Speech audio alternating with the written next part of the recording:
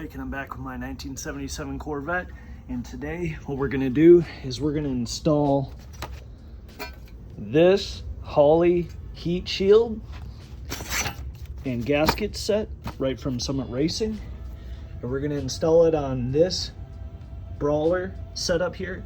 The Brawler is a newer model of Holley's lineup, and what that does is it only adds about a 1/4 inch of height, but it is going to extend out to here and about right back here, and that's hopefully going to dissipate some of the heat from boiling these fuel bowls here. So with any luck, we are going to be able to cure heat soak from affecting this carburetor when the car is off and temporarily, and then restart it. Without further ado, let's begin. First, you want to disconnect all the linkage. You want that out of the way so that way when you pull on it you don't damage any of your setup. You also want to disconnect your fuel line. Note, you want to have a rag or something available to catch the fuel underneath. Wear gloves if you have any cuts on your hands. To remove the carburetor bolts, you're going to need a 1/2 inch socket and a 1/2 inch wrench. That is pretty standard for most carburetors.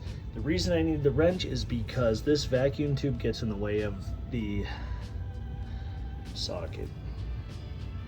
Holley includes a stud kit to mount the adapter plates and the carburetor to. While the carburetor is off, you want to go ahead and thread these studs with the lowest end first. This allows for plenty of thread for the adapter plate and for the carburetor to sit on top. Don't worry if you can't get the rest, because what's going to happen is when you tighten the nuts, they're going to tighten the rest of the stud down. You should be able to get most of it in, just like that. Do that to the rest. With the studs in place, you want to go ahead and drop the thin filter first. Then you want to put on the plate, just like that. Do note that you may have to trim just a little bit off to clear your vacuum line or your thermostat housing. You want to go ahead and drop on your gasket. Now this is an insulated gasket. It is thicker, so we'll add a little bit of height, but what that's going to do for the Holley, it's going to allow for the accelerator pump to actuate, and also is going to give you the insulating factor. Alright, so I did some minor fabrication of mine. I used a tin snips and allowed a little bit of clearance for my sensor here. And then I also cut some room here on by my vacuum hose, so that way it's not causing any interference with this setting nice and even on the intake. It doesn't take much. It's actually, I'm glad they gave us so much to work with, and Holley definitely does a great job of giving plenty of surface area to protect those bowls.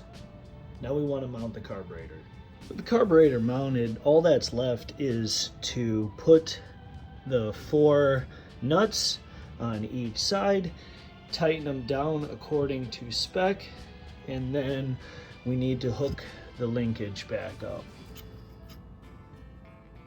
Now when you tighten the carburetor nuts down, you want to make sure you do so in a crisscross pattern to get nice even coverage.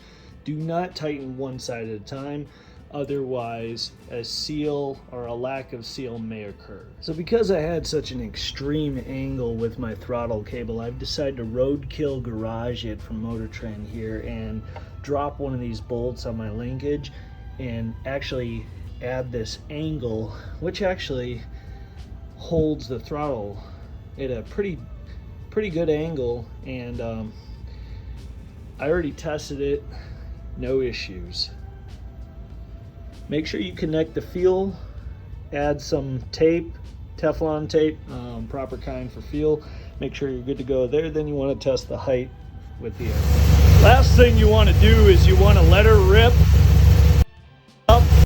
Make sure that there's no leaks. If there's any vacuum leaks, it's going to have a really high idle.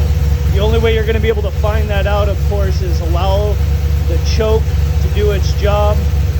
Let it come off choke, and then listen, make sure it resets to the correct idle you have it at. And that's it.